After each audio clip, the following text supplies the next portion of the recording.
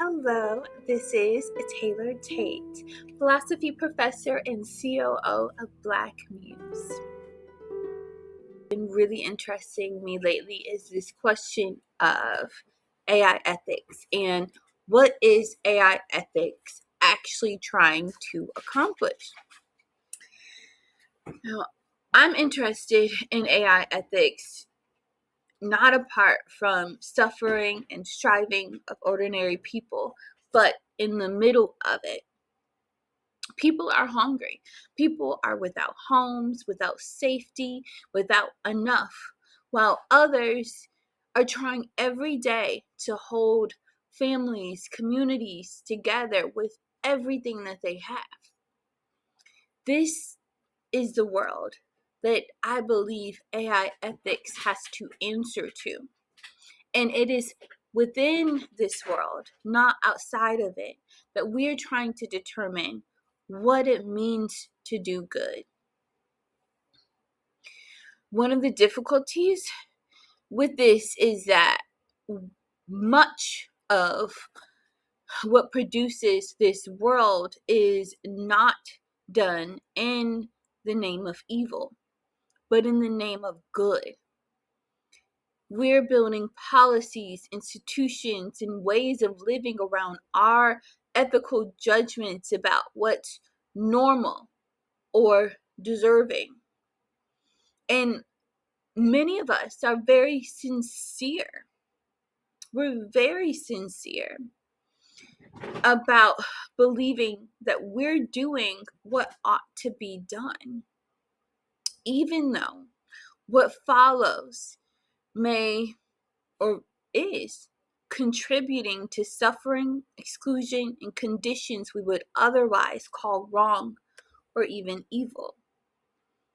And at the same time, much of our world is held together by people doing the best they can with what they've been given, with beliefs they inherited, assumptions passed down to them, circumstances they did not choose, and resources that are often painfully limited.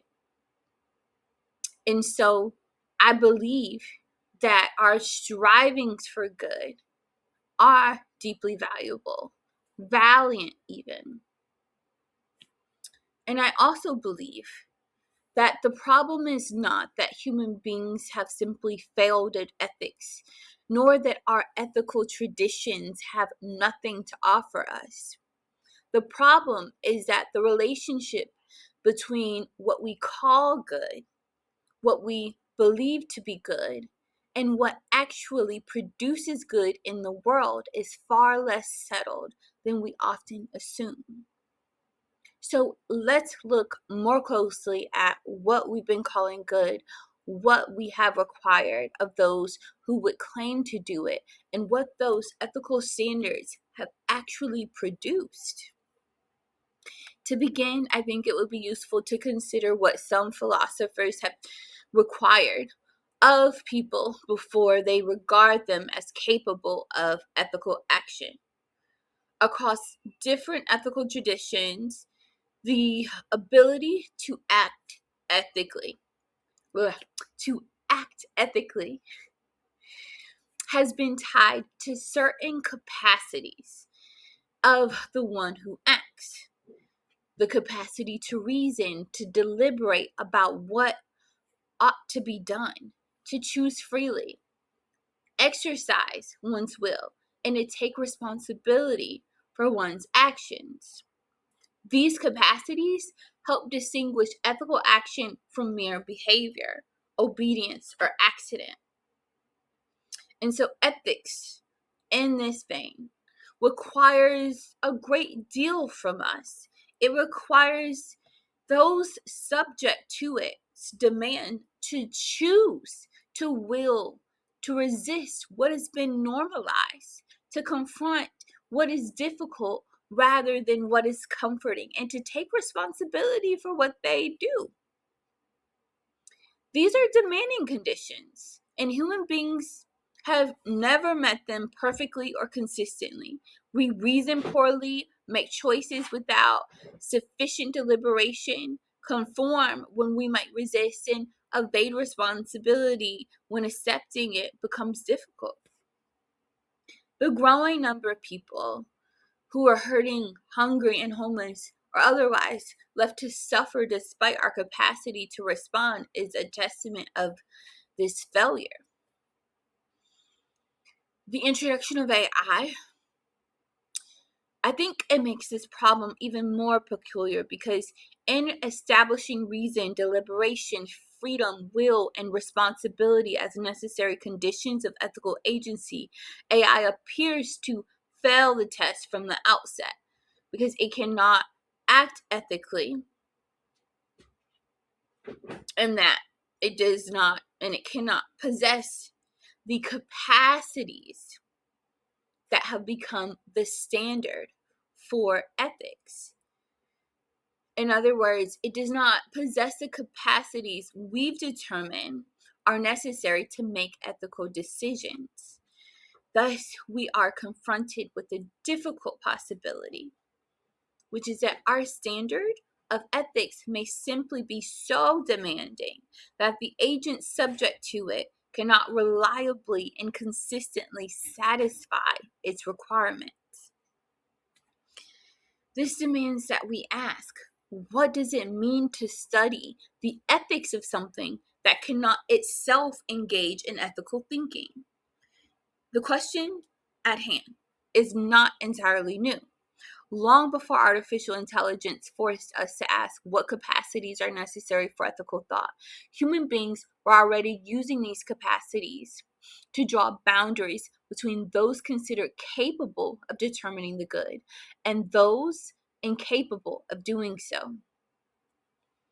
Reason, judgment, self-control, all of these different things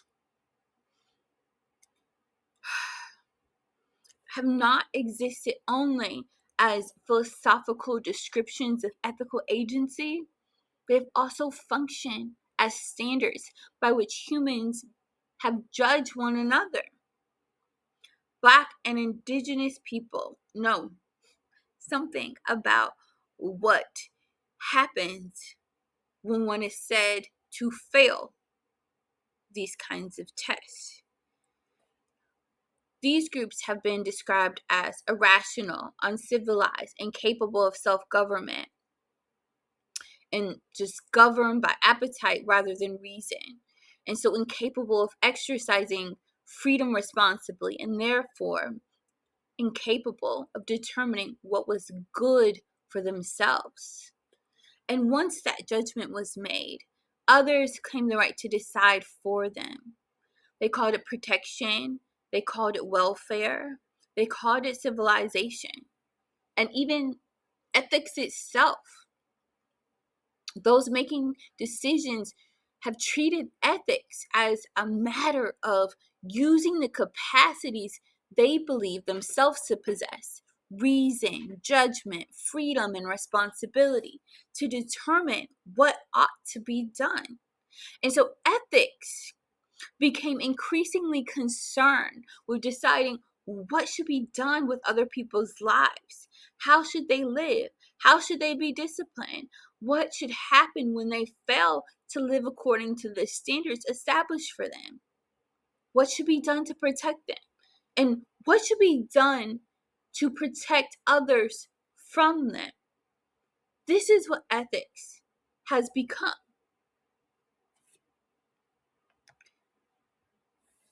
And as this has happened, ethics has become aligned with what those in power deem to be good.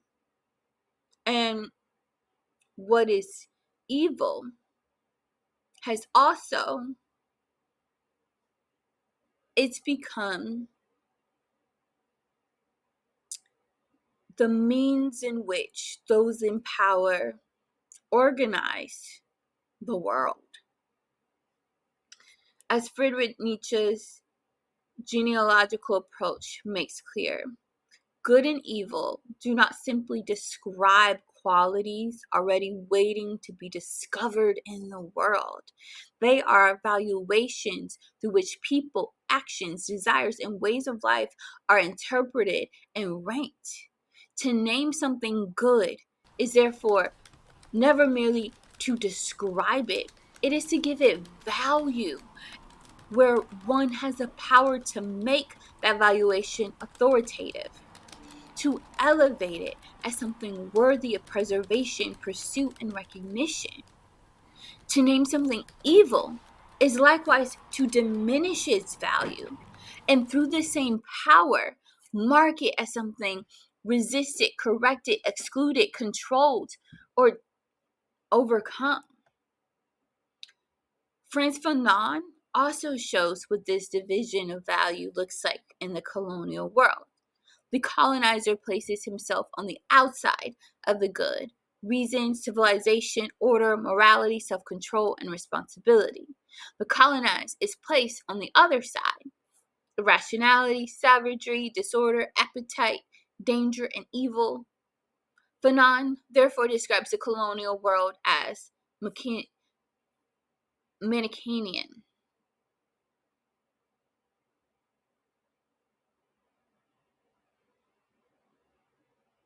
Oh, okay, sorry. My dog, he's barking. Okay. Um, I'm gonna try to hurry this up. Okay. But yeah, um, it's been described, the colonial world has been described as Manichaean, a world divided into opposing moral categories. The colonized is represented not simply as someone who lacks the values of the colonizer, but, in Fanon's words, as an enemy of values. They become the dame de la terre, the damned, the wretched of the earth, because they get assigned to the devalued side of the moral world. And on this account of ethics, AI, like bringing this back to AI is quite capable of doing ethics, because ethics means administering established standards of what is good, permissible, responsible, deserving, or worth pursuing. In fact, AI systems are already adept at applying rules, classifying behavior, measuring people against established norms, identifying deviations, and ranking outcomes, and even recommending interventions to determine access to opportunities and resources. Through surveillance, hiring, policing, healthcare, education, and access to resources, they classify, rank, recommend, permit, deny, reward, and punish according to criteria supplied by human beings and institutions. In this limited but consequential sense, AI is already doing what people have been calling ethics. They have already been doing what people have often called ethics: reproducing systems that determine what is good, permissible, responsible, normal, deserving, and worth pursuing. The machines do not have to understand these judgments in order for those judgments to be enacted through it. And so we arrive at this very strange result. Under this account of ethics, neither AI or humans reliably pass the test. Human beings possess the capacity ethics requires, but they don't exercise them consistently, while AI does not appear to possess some of these capacities at all. But under the second account, both pass. Human beings administer systems of value, and AI also administers systems with extraordinary consistency and efficiency. Yet passing this test does not reliably produce goods either. A system can consistently classify, judge, reward, punish, include, and exclude without reproducing suffering, domination, and injustice. We have therefore arrived at two different ways of determining who or what can do ethics, and neither reliably gets us to the good. It is for this reason that I propose a different understanding of ethical life, and with it, eudaimonia, or flourishing, human flourishing.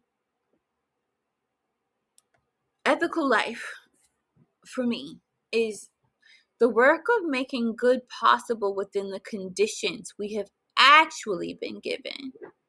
Ethical life is what remains when the rules have been handed down, the circumstances are already there, and people still have to live hungry, homeless, dispossessed, but responsible for somebody. Responsible to somebody, carrying what happened before them and trying to make something of what comes after.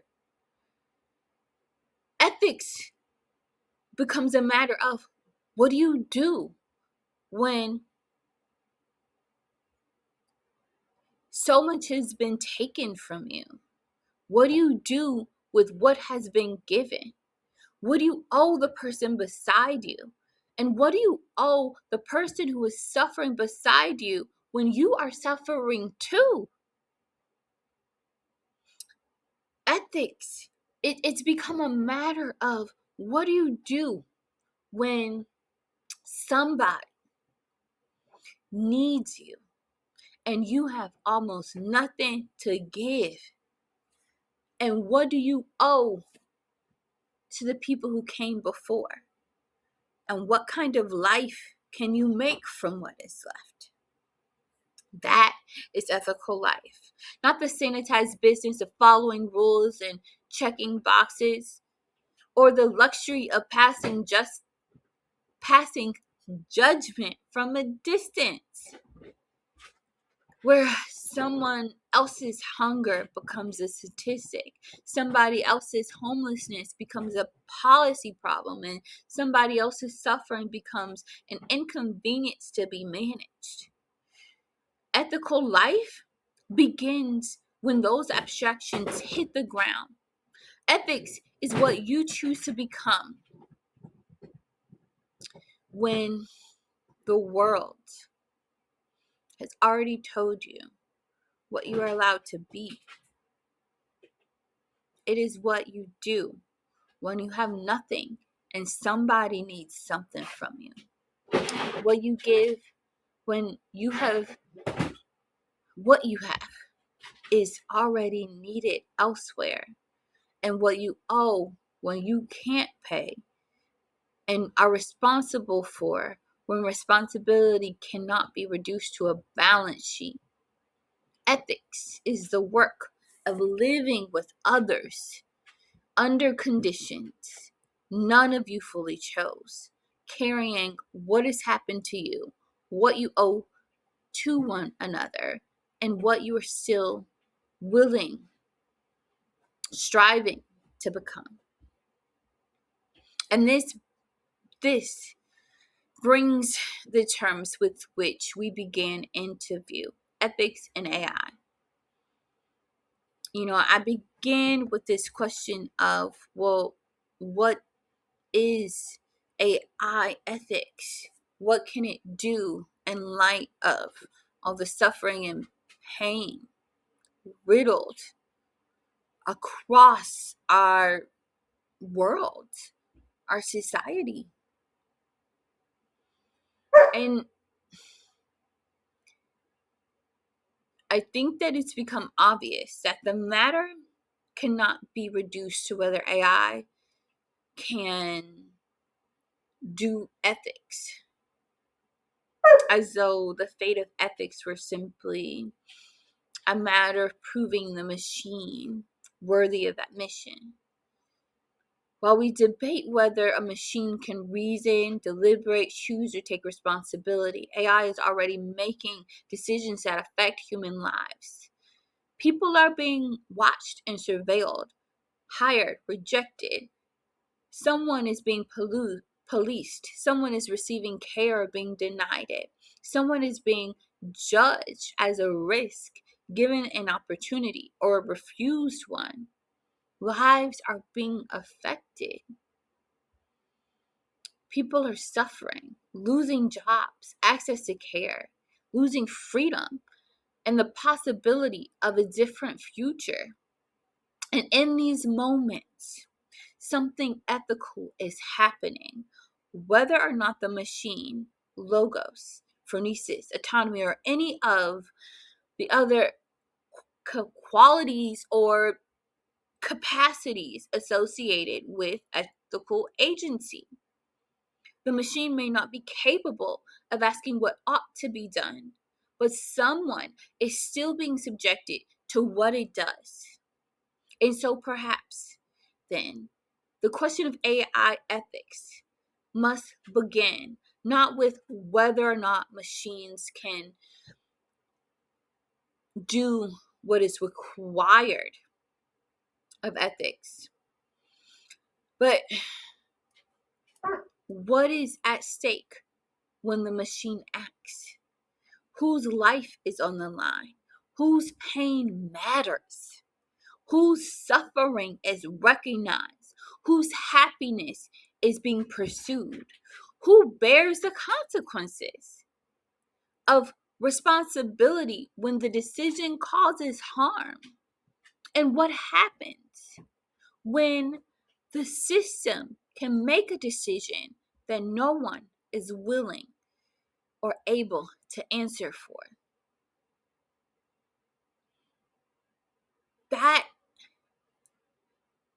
is where I want us to begin when we're talking about AI ethics.